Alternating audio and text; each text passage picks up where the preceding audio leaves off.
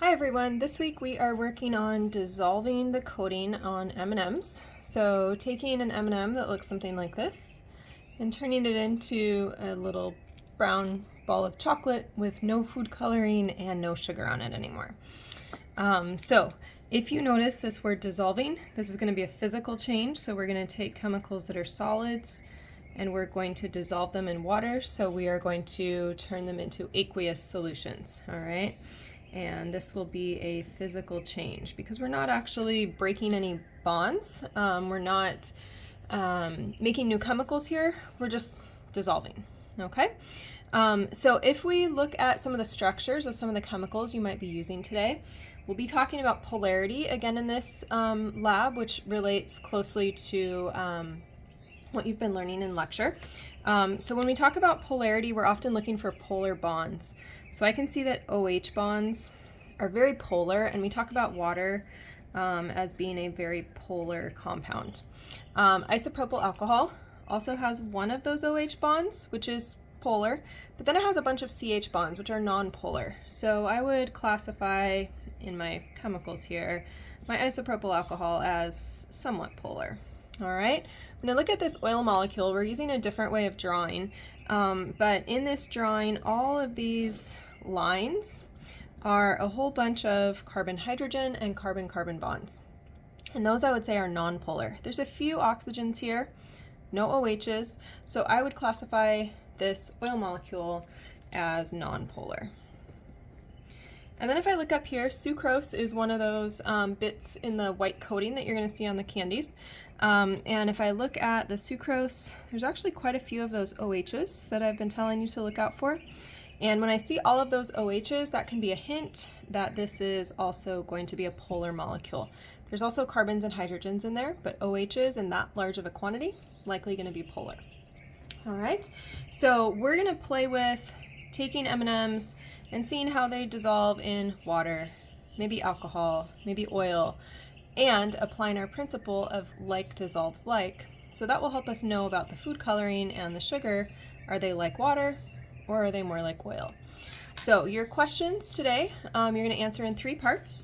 In part A, we're going to try to dissolve the coating using 3 different solvents. Your 3 solvents may be slightly different if you don't have these at home. And then the second part, part B, we will look at the water temperature impact on the candy. And then in part C, you will try your own experiments, okay? So as you collect your chemicals, you'll see online there's a color picture of this. You're gonna want some M&Ms, some water along with 2 other solvents. So I didn't put water here, but we're gonna assume you have water. 2 other solvents, I recommend some kind of alcohol and maybe some kind of oil, but if you don't have those, use something different, okay? And then you can scavenge from what you have around the house, around the car, whatever, some other optional ideas. Equipment that you'll need to collect: 3 clear plastic cups, a timer, your phone works well, a way to chill and heat water, maybe a spoon or knife just to push those M&Ms around, and then maybe a paper and pen for labeling. And there's a more detailed video about those pieces of equipment. So moving on to the next page, a few notes about safety and waste. Always follow the safety and disposal directions of any chemical that you use, whatever's on the label, okay? Also, rinse your hands well with water after handling solutions. Don't use your plastic cups for a long time with organic solvents, such as alcohol. The plastic will start to react. Any organic solvents should be used outdoors where there's good ventilation. And then don't taste or eat any foods during an experiment. All right, so your first part, part A, you're gonna look at the effect of the solvent. Solvent is a word we're gonna kind of use interchangeably with liquid here on those candy coatings dissolving, okay? So you'll be setting up 3 containers. Here's your 3 containers here. Each container gets a different liquid, gets an M&M put inside of it. Maybe I use an orange M&M or a red M&M. So you're gonna have 3 different containers there. And you are going to do your experiment. You're going to work on a 10-minute timer, and your goal at the end of the 10 minutes is to see something like this. There might be some bits of white left on the M&M, but it's basically brown, okay? So that's kind of your end goal that you're looking for. You may or may not get there, all right?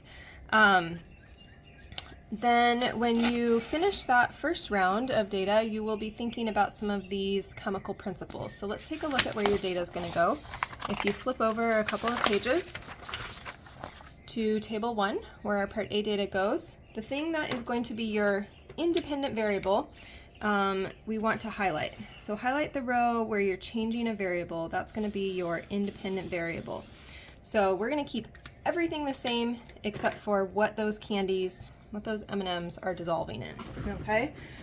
So for example, we would say it's an M&M for all of them. It's red for all of them.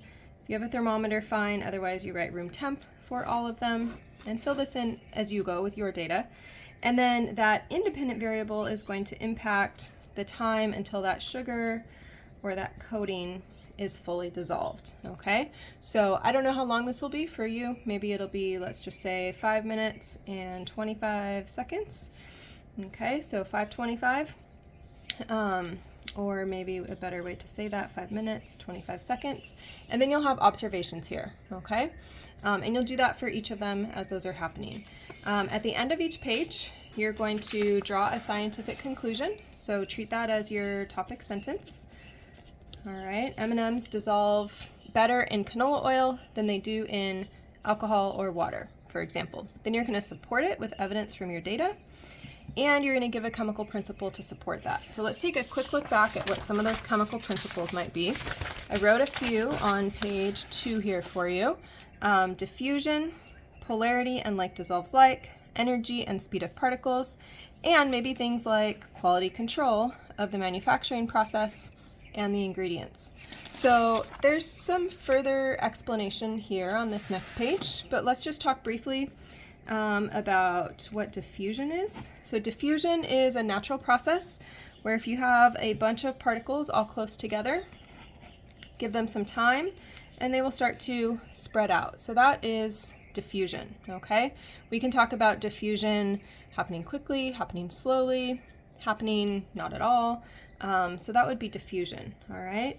The next chemical principle that you might draw on is like dissolves like. And we're often talking about here the similar polarities. So for example, maybe polar dissolves polar, or nonpolar dissolves nonpolar, all right? And so we're thinking about if that M&M coating dissolves, then what was on the coating must be similar to the solvent or the liquid that it's in. Say it's water as the liquid, then your coating must be somewhat polar as well. So that's a second principle that we might talk about. Another principle is we might talk about energy. And so if we talk about energy, one of the things we'll be doing is increasing the heat of a solution. And if I increase the heat of a solution, then I can say that I increase the kinetic energy of the particles in that solution. So kinetic energy is movement. So this would be a small amount of kinetic energy, and this would be a larger amount of kinetic energy, faster movement. And so that would be the third synonym I can fill in here. If I have more kinetic energy, I have faster particle movement. All right, and this may lead to faster diffusion, for example. So keep an eye out for some of those terms, and then also, like it mentioned on the previous page, think about maybe all M&Ms are not exactly the same. So do orange M&Ms have a thicker coating than blue M&Ms? Or if I put 3 orange M&Ms side by side, maybe they all have a different thickness of coating. So those are some things to think about in terms of the engineering of the processes. All right, finally wrapping up here, you're going to do part B, which will again look at temperature, okay? So we'll have room temperature, something colder than that, something warmer than that. And then finally in part C, you're gonna look at 2 other variables, okay? So you're gonna do 2 separate experiments, data into table 3, data into table 4, and just make sure that you're only changing 1 variable, okay? So for example, we go over here to table 2, that's for part B. That's where the one thing that we're gonna change is the temperature of the solvent. All right, so again, I'm gonna highlight what I'm going to change, And I'm going to say this first experiment is done at room temp, and then this one is done warmer than room temp, and this one is done colder than room temp. Okay, but everything else will be the same. So the solvent is the same, still going to be an M&M. Maybe I still choose orange M&Ms for all of them. And then this temperature will impact the dependent variable, which is the time until that sugar or that coating dissolves. All right. Finally, your last two tables. These are going to look alike. So here you get to choose. Okay. Maybe instead you want to use Skittles for all of these. So use Skittles for all of them. And then I want to vary the color, orange, red, yellow. And maybe then if that's what is changing, make sure you highlight it. And then keep all the other things the same. So they're all Skittles. Temperature, maybe it's going to be room temp for all of them. Solvent, we need to be consistent. And I would use water for all of them. Okay, and then we'll see how that color of the Skittle impacts the time until the sugar dissolves. All right, similarly, table 4, you'll make up some other experiment, and on all of these you're always going to do that conclusion, cite some data, and refer to one of those chemical principles. So I hope you have fun with your M&Ms, and I will look forward to hearing your results.